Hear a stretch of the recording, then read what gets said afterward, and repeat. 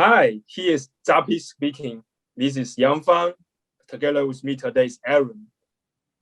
Today we want to follow up with our last video about how sports coach give us motivational speech to motivate their team.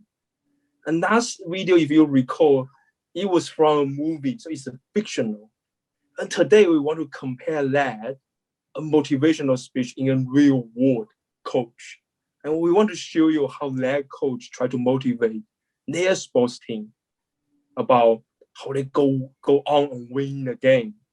And what we want you to take home, maybe from your job in real life, is how you can channel your own emotion towards your audience and then motivate them or even engage them with some other emotion and to reach your goal there.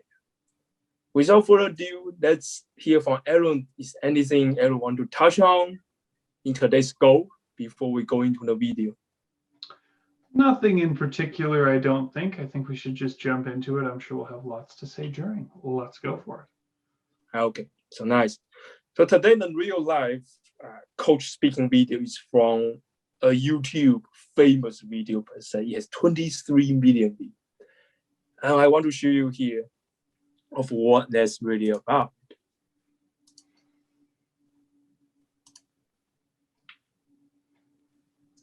So let's start the video. Today, gentlemen, I've been honored to coach you. More honored to take you to the field of battle. But there's another honor that's been bestowed upon you. And that is the mantle that comes with that question. Who am I? I am a champion. That's right. You need to remember that all through this game. I will conquer what has not been conquered. Defeat will not be in my creed. I will believe what others have doubted. I will always endeavor to uphold the esteem, honor, and respect of my team. I have trained my mind and my body will follow. Who am I? I am a champion. I will acknowledge the fact that my opponents do not expect me to win. But I will never surrender. Weakness will not be in my heart. I will look to my comrades and to those who have brought me to this world and those who have trained me, and I will draw strength from them. Who am I? I am a champion. I will gradually go out into the field of battle, and I will move in everything I can do. And I will reach my field of battle at any means at my disposal. And when I get there, I will ride violently. I will rip the heart from my enemy and leave it bleeding on the ground, because he cannot stop me. Who am I? I am a champion. To my side, I have comrades. Comrades that have been through me through thick and thin, through sacrifice, through blood, through sweat, through tears. Never will I let them fall. Never will I let them down. And I will never leave an enemy behind. Because our opponent does not know my heart. Who am I? I am a champion. No one will deny me. No one will define me. And no one will tell me who and what I am and can be. Belief will change my world. It has moved continents, it has moved countries, it has put man on the moon. And it will carry me through this battle. Who am I? I am a champion. Wow, do you feel your blood is boiling? If you feel the same thing, and let's dive into why you feel that.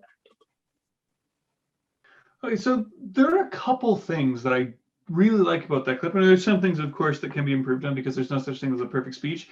But what I should mention first is last time we were talking about Al Pacino on Any Given Sunday, I said I didn't think that kind of speech was realistic. And this is, in a sense, proven me wrong, although I do still maintain that this kind of speech is only realistic in the realm of sports and that kind of thing. But either way, things that he does well. One thing that I find very impressive that is very difficult for a lot of people to do is to hold back volume. And I know he went really high volume. I'm not saying he wasn't loud, but I mean, he lets it out really slowly. He increases the volume really slowly.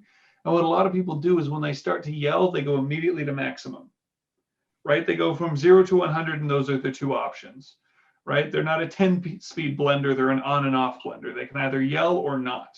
Whereas he does a good job of going very incrementally. It gets progressively louder and more energetic, which is nice. Another thing that he does with one hand, and there's he's holding notes. He's holding a piece of paper that he only refers to in the beginning. I feel like you should check that piece of paper because then you can get both hands involved a little more, which would help. But he does he does get his hand up higher sometimes. So he goes down low with his hand, but he also goes up higher. This is another thing a lot of people don't do. For some reason, when people gesture, when they're first learning to use their hands, they're all kind of below the rib cage. Our gesture is always down here. And in an environment like this, where I'm on camera, that is super limiting. So I do like that he does end up using gestures high and low, although it's just one hand. He's holding on to some other notes, which I don't really like, because I think he could make the delivery more impactful. In terms of content, lots of repetition, of course, which is awesome. He gets his audience involved, which is awesome. Some of the stuff doesn't feel terribly relevant to me, but the point isn't relevance. The point is excitement and engagement. So I don't think that matters too much. What do you think? Well, I don't think. I feel for this video at the beginning, I don't have time to think because the energy is so high. So what I feel is literally my blood was boiling. I was like, okay, I'm ready to go. So he did a really great job to achieve this goal of channeling that emotion, the desire to win this game to his audience, even me who's sitting at home, not getting out to compete at this moment. So that's great. So now I begin to think, what making that happen? So you touched on nicely upon this control of volume, build it up. The other thing I think is this amazing set rhythm of repetition as well as the pause. So then the team knows when to respond, how to respond. So he will say a whole bunch of sentences, one scenario to describe how desirable, what's the drive to win the game. And he will pause and then just say a simple word, who am I? Very engaged tone. And then he will just pause again, just wait for his team to respond back. And then he repeat the same section again. And they kind of literally feel like a hammer. Just like every time that cycle turns around, it's like one hammer. Turn around the other cycle, the other hammer. So hammer that idea and face into the audience and listen to that. Okay, we're gonna go on and try to win this game. Yeah, I think that repetition is nice. Although I will mention, I think you can see there's a whiteboard in there. I think you can kind of see the "I am a champion" thing written on there. So the one thing that I think this video is easy to take away is that it seems like it's spontaneous, like he's saying that and his team is just kind of getting hyped on it. I think it's clearly something they do all the time. So that does help. So that's another way of doing really well in a motivational speech is you set a precedent of some kind. You set the precedent of when I say this, you say that. That, right? And then you can get that response. In this video, that wasn't shown, which can makes it more impactful for someone watching it from the outside, as if the team's just spontaneous, even though we all logically know they aren't, but it feels different. But if you can get that kind of, when I do this, you respond this way, it can have a big impact on the audience. So that was neat too. Yeah, that is really great. Okay, so are you ready for the second section of the video to see how he can learn this super high energy speech? Oh, like you wouldn't believe, I'm ready to deal with it. Let's go. Okay, let's go for it. Defeat, retreat, those are not in my words. I don't understand those definitions. I don't understand when things go wrong. I don't understand mistakes. But I do understand this. I understand victory, and I understand never surrendering. No matter how bad things go, my heart, my mind will carry my body when my limbs are too weak. Who am I? I'm the champion. Today will be that day. Not tomorrow, not next week, but right now, right here, in your house and in your home. Who am I? I'm the champion. History will remember me. I will not let worry about him being kind. I will define myself. I will write my own praises. And no one will tell me what I can never be. I will never go out not knowing I've given everything I've got. Because who am I? I am a champion. Who am I? I am a champion. Who am I? I am a champion. Who am I? I am a champion. Who am I? I am a champion. Who am I? I am a champion. I am a champion. I am a champion. I am a champion. If there's only champions, I'm going 1, 2, 3. Champion. Go get these boys.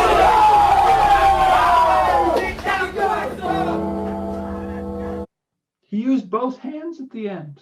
It's exactly what I was asking for. He got both hands involved, which is nice to see, right? I think it really changes the element of an element of speaking when we use both of our hands as opposed to just one.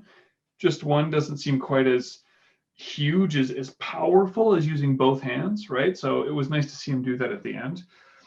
The other thing that, of course, he continued to do was increase volume throughout. And he's actually full on screaming at the end. And then he uses his hands to signal his audience to stand up. He does these upward motions, right? And the people stand up, and they're obviously in tune with him because he's their coach, which is useful as well. One thing I want to draw out here, which I think is important to recognize, is despite this feeling like one continuous stream, there are still several clear sections, or there's still very clear structure in this.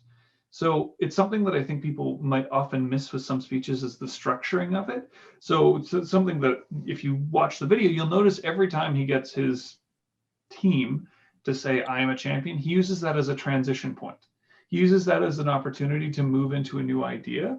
And this is a great example of actually how we can do that in our speaking in general. When you return to a central idea, it's almost like calling everyone back to home base, right? You're saying, okay, here's one idea for my speech. Okay, everyone back to home base. Here's another idea for my speech. Everyone back to home base. And it's one way of you can transition into the next idea as long as it's at least tangentially connected to the home base. It's a nice way of moving into a new idea. And it makes it feel like a really fluid speech, because you'll notice that there are times when this feels like one continuous presentation as opposed to several sections of a speech. And it is sectioned nicely because every time he says, I am a champion, and then you get a new idea. So I think it's well structured. And I think that actually adds a lot because it comes back to that repetition. It gives him opportunity for the repetition. And then he brings it to a climax at the end with all the repetition and stuff where he's built that. By coming back to that home base, he's built up to that idea of all that major repetition at the end. So it's nicely done. It's very well done. Yeah, it's nicely done. Not much else to say. I think you should use both hands throughout. That's what I'll add. That's the cynic in me, the difficult one. But overall, I think it is a good, solid representation of a sports motivational speech. For the audience out there, I wonder, do you feel like in the end you're watching a musical rather than a speech? But if you feel that way, it can be because in the background music. I don't think that's a reason. It's because his hands. He's like a conductor in the end. When his hands goes up, he want to get the energy up. When he want to get really high, he kind of show his muscle, both hands up. So this body language here is indicate the energy level and emotional level to his sports team. And that's really good. The other thing though is his face. Right? Every time he say, who am I? And that face expression changed. And then he just wait for the team to answer it. And that somewhat aggressive, it's actually really aggressive face expression, deliver that energy. But what I really surprised is, I was wondering in my first half, is like, how can he even get any higher? Bring all this energy any higher is even possible, but he did. What he did is just repeat really fast. But who am I? Who am I? Who am I? And this really fast repetition kind of just build things up. And that's something I didn't expect when I begin to watch the video, because I was like, okay, does he can bring energy down a bit to make profound? No, he go all out. And then all those athletes, they just jumping around, they cannot wait to go out. And depends on video, and they went out and bring that energy to the court and win the game. So that it's actually out of my surprise of how he can even top up the previous high energy. Yeah, and I think on top of that, the other thing he does, because at a certain point, like I mentioned, he holds back volume nicely, but at a certain point, you can't hold it back anymore. You're at your maximum volume. You can't really regiment it as much as you might need to in a speech like this. The other way of you adding extra energy is through the tone of voice. By tightening up our voice, it makes it seem like there's more energy here just by tightening it up, even if I'm not changing too terribly much. So he does also a nice job of that. So you're right, though. He combines a whole bunch of stuff together. Volume, hands, speed, right? He's doing a bunch of different things. The movements are faster. Like when he brings his hands up, it's like a fast movement. He's not like, because that would be weird. That's a weird movement. But he does do a nice job of getting his hands, his face, his body, all of it, every part of him, including his voice, is included in energizing the people he's speaking to, which is an important thing. Emphasis does not come from one part of our body. Emphasis does not come from one part of our voice. It comes from everything. How do you make something stand out? How do you make something energized? By putting everything you have into it. Right. So then, if we would like to conclude, say, for a motivational speech in general, what can we learn from this really energized coach? Like, can we bring that energy to our conference room, to our work, to our team? How realistic? Or if we cannot bring that kind of crazy energy, what can we take away from it for an everyday person? Well, you have to be careful, because if you're yelling about the wrong thing, it can come across as weird, right? Like if this is a group of accountants and it's tax season, which it is almost here in Canada and BC, then screaming like that isn't going to feel right. We file those taxes. It doesn't have the same impact. So you have to be careful.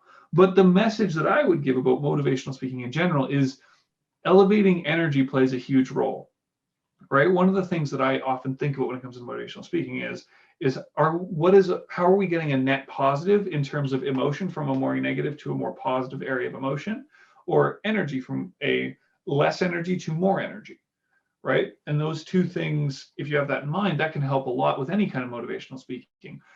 Most of the time, the screaming, yelling doesn't apply. I don't think. Like when I worked in insurance, there was never a speech that was like, sell those policies, because that's too weird, too crazy, right? In working with kids, when I teach them public speaking skills, I only yell like that when I'm trying to make them laugh, not when I'm trying to make them act.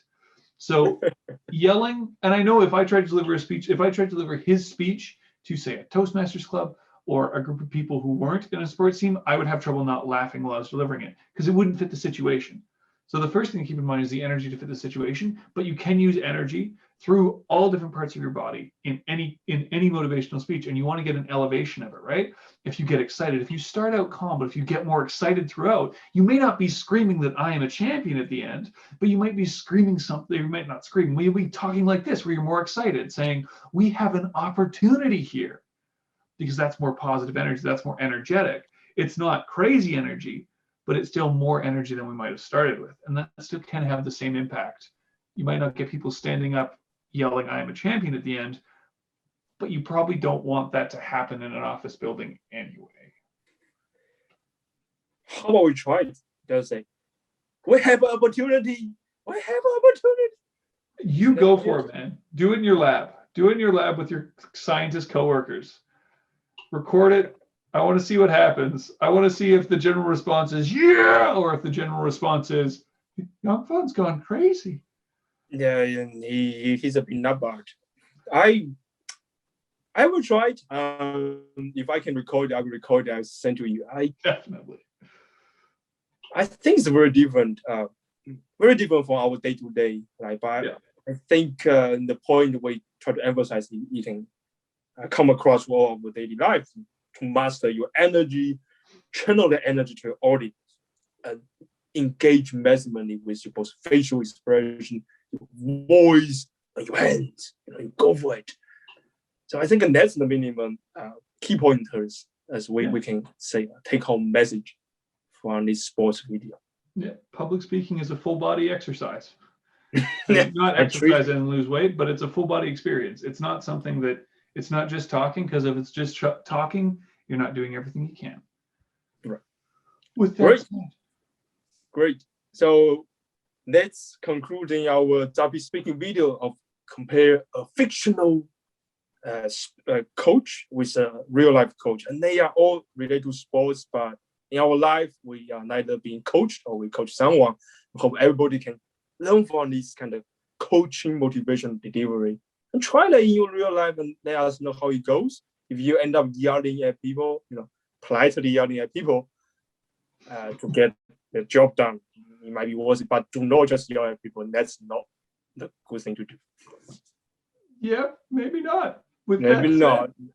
Stay fishy out there. Stay fishy out there and go out and try. Here is ZAPY Speaking for you. Hope to see you next time.